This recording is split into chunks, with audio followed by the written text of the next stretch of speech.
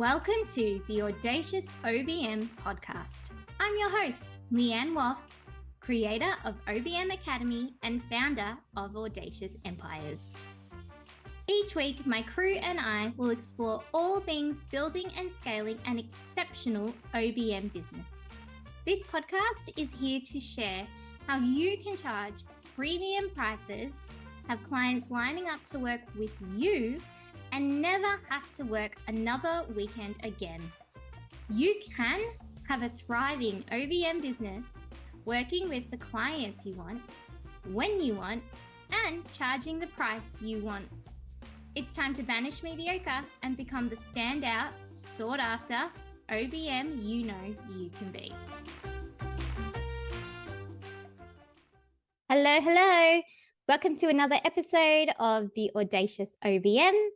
I'm Leanne Woff, and we're going to be talking about 6 things every OBM should consider when setting your price.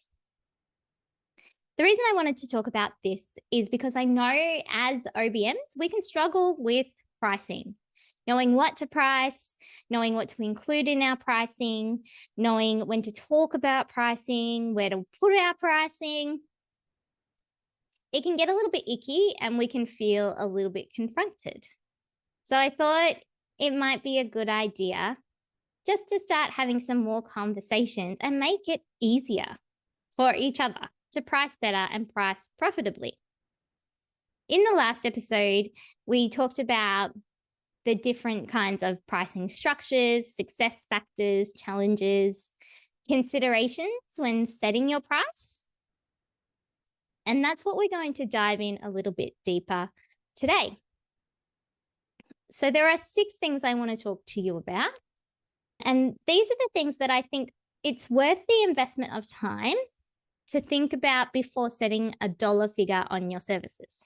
So those 6 things are you, your expenses, the experience you create, the people you'll need, the profit, and the impact you want to create.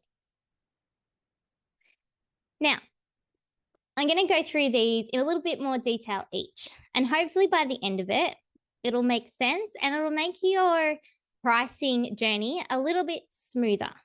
You'll know what to include. Even if you don't know exactly what your price should be, at least you know you've got your bases covered, and then that can make you feel heaps more confident in itself.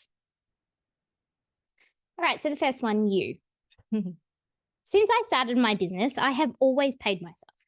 I built a business to support me. And I didn't want to wait a really long time till my business could finally afford me. So from the beginning, I paid myself. And my business would have to pay me and pay everything else it needed to for me to see it as a success. Now, things don't always go to plan, so please don't feel bad if you don't pay yourself or you're still trying to get there. This was just the approach that I took. And it was always that even if it was a small amount, I wanted to consider me first. I didn't want it to be something where I waited a year or 2 and then went, I can finally pay me now. I wanted it to be front and center as something I was going to do. This was going to happen. Otherwise, this business wouldn't survive. And I wanted it to. This is what I wanted. So I factored in me first. Then I factored in my expenses, which is number 2. Now, I was a bookkeeper, so I know a little bit more than some about expenses and the different distribution of expenses and the types of expenses. And I know that it's easy to get lost in the detail. So for the sake of this episode, let's just say expenses is everything that your business has to cover to operate and keep growing. And I want you to consider those in your price. When you're setting a price, you need to be able to cover all different kinds of expenses, little ones and big ones. So if you are having a really great month, your expenses shouldn't change too dramatically, or the amount that you've allocated for expenses shouldn't. You might find that some months you don't have to pay for a lot of things. This month, I just had to pay for my monthly Zoom fee. But then you might get to another month and you might need a new laptop. And that's a really big expense. And so all of a sudden you pause a little bit on the really big expense. And it's not astronomical. I'm not saying go out and spend millions on things you don't need. It's always things that you need and are practical. But I want you to build them into your pricing so that then it doesn't matter when in the year you are or what month it is, you have already thought about and allocated some money for those expenses. Because you're not in a situation where you can just go, okay, this month I'm going to quadruple my prices and charge all my clients 4 times as much because I need to buy a new laptop. And the next month I'm going to reduce it again. That's just not good business sense. If you can make that work and people go for it, then by all means, please share your secrets. But I've not seen anyone successfully do that yet. So an easier way around it is to build in your expenses to your overall price. Then the third thing we need to think about when setting price is experience. Now, this is something that dawned on me once I was in business for a few years. And that was, I like to make people feel good. And I didn't want it to be a battle of, can the business afford it? And can the business afford paying all of its expenses and doing this nice thing, this thing that's going to make my clients feel valued? I didn't want it to be that constant tension. I wanted to be able to show people that I appreciate them in all different ways without it tipping the ship over. So then I thought about, okay, what would those things look like and how much would it cost? I just brainstormed a little bit and went, okay. So I built a buffer that is my experience factor buffer. And so it can be big and little things. It might be a card, it might be a chocolate bar, it might be a birthday present, or it might be sympathy flowers. It can be all different things, but I've built it in to my price so that when it comes to it, I don't have to hesitate. I don't have to go, oh, do we really have the revenue to cover this? Because it's built into my pricing structure. So then it just becomes about following the process through and creating that experience. That experience becomes a given. And that was just something that I really like. And now that I've built it into my pricing structure, it makes me happier, it makes my clients happier. Win-win, right? Which brings me to people. So the fourth thing we should consider is people. And the main reason I wanted to talk about this was because it might just be you in your business right now, but I want you to think about the future a little bit. And what happens if you're really successful? What happens if you finally get to the point where you have leads upon leads upon leads? Then what? Because chances are you won't be able to do it all. And what happens when you won't be able to do it all? You're going to have to pay other people to do it. And that means that every time you add more people into your business, it's not just the people that you have to pay. It's the systems to facilitate it as well. Like it's not really as black and white as it can seem. So I just want you to think about now, if I had to bring on another person, whether that's a contractor, an employee, a subcontractor, someone to build your website, a consultant, whoever it might be, factor into your pricing that person might need to exist. So that then when it comes to it, you've already got a little bit of a game plan. So that every new client you get, it's not just covering like the basicness of business. It has room to cover you, your expenses, and more people. So I just want you to start thinking about that and building it in now, so that when you get to the point where you've got lots of leads and you want to scale, you don't have to be stopped in your tracks. Go, oh, but now I'm not going to get paid because I have to pay someone else. And I didn't really think about that. Or I didn't think about these extra expenses that would go with that. And then all of a sudden, all your traction and that awesome feeling that you get stops because you don't quite know what to do because you didn't expect it. But if you build people into your pricing structure, that won't happen. Okay, awesome thing number 5 that we should consider when setting our price is profit. Now, let me be clear. Profit is not breadcrumbs. Profit is not the thing that is left at the end if there happens to be anything left that you sweep up and put somewhere. Profit is what is there when you decide, okay, business is done, or I want to give this business to someone else. What are you going to walk away with? What has that business contributed to you and your family and your life and your wealth outside of, oh, it paid me every week? We want there to be some profit. We want to build up that asset. And so it's a little bit like with superannuation or retirement savings. We put some money away every single week, or our employers put money away for us every week that we don't see and we don't touch because it's for when we're older and when we need it more.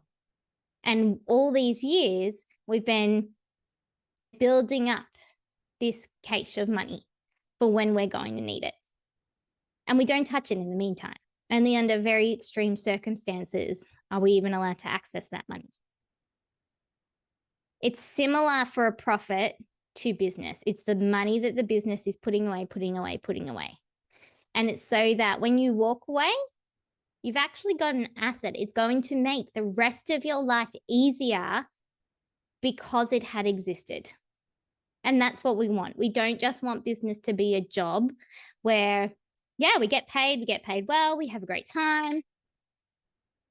We want it to serve our entire life. And building in a profit percentage into your pricing structure will allow you to do that. And then you know, okay, every new client I get or this type of service that I sell, I'm going to put this much away. That's the profit. And that builds and builds and builds over time.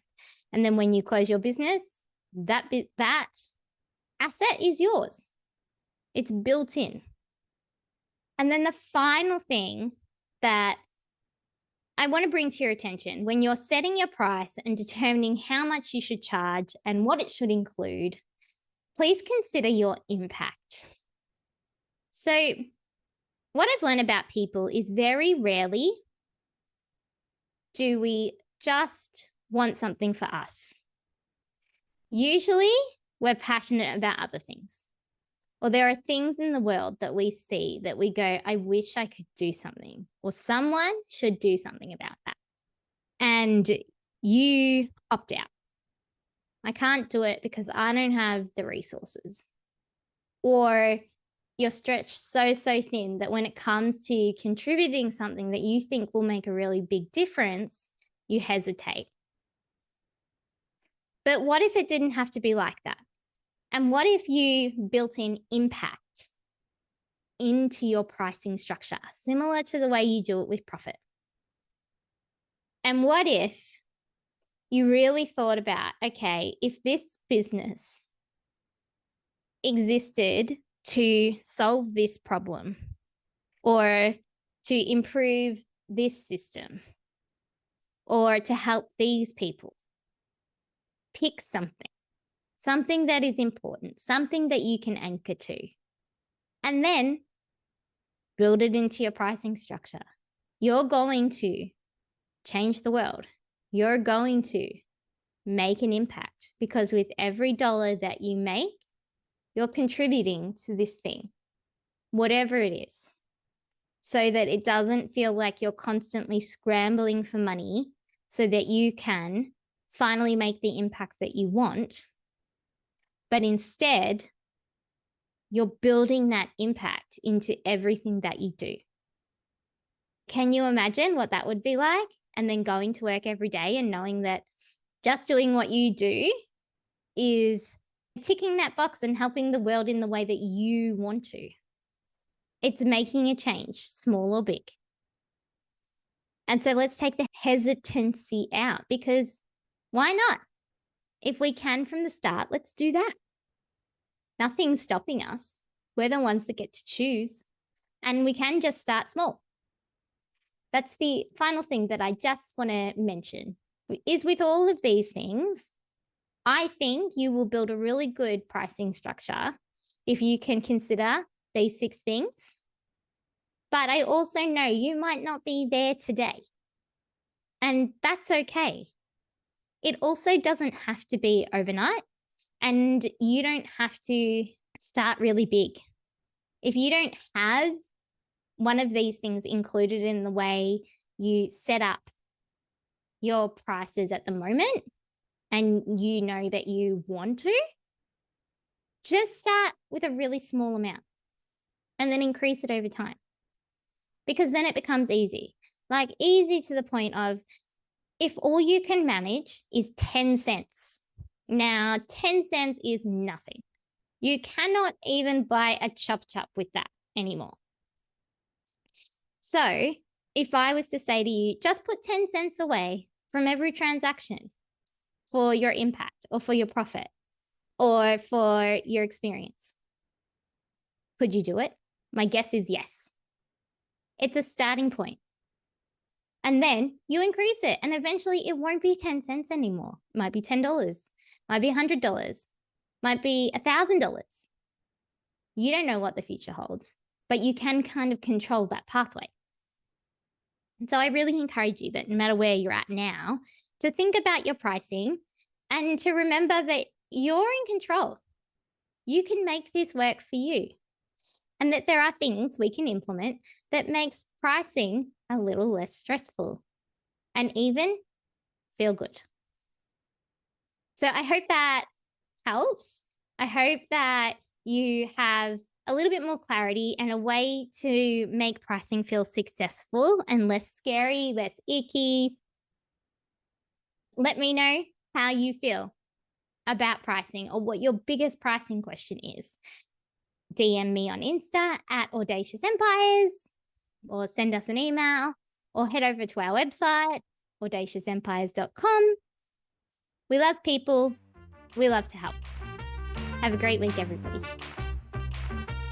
Thanks for joining us for this week's episode of the Audacious OBM. We hope this episode has helped you move forward in your journey to being a standout and sought after OBM. If you enjoyed the episode, take a second to rate and review. Each review helps us to help other OBMs just like you. If you're interested in learning more about OBM Academy and all that it offers, head over to audaciousempires.com to get all the juicy details. We'll be back next week.